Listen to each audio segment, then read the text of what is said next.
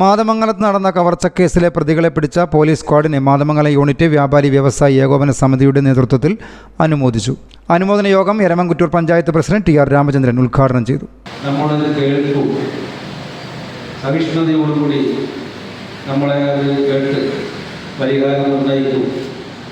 ചിലപ്പോൾ എല്ലാം നമുക്ക് തൃപ്തികരമാവണമെന്നില്ല, എല്ലാം പരിഹരിക്കാൻ ശേഷം മാത്രം പറ്റണമെന്നില്ല.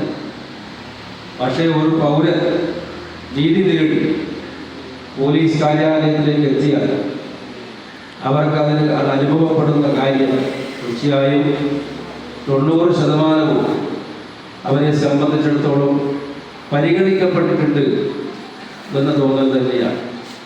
മുൻകാലങ്ങളിൽ അങ്ങനെയല്ല എന്ന് നമുക്കറിയാം.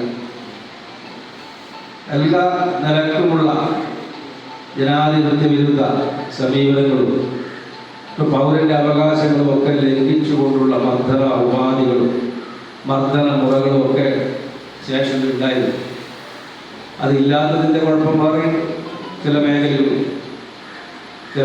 അതൊക്കെ ചില അത്യാവശ്യമാണ്. ഇല്ലാത്തത് പോലീസ് ഇപ്പം പിടിച്ച ഒന്നും ചെയ്ത എന്ന് പറയുന്ന സിനിമയിലൊക്കെ കാണും പോലെ വകുപ്പ് അങ്ങോട്ട് പറഞ്ഞു കൊടുക്കുക, പോലീസ് ഒന്നും ചെയ്ത.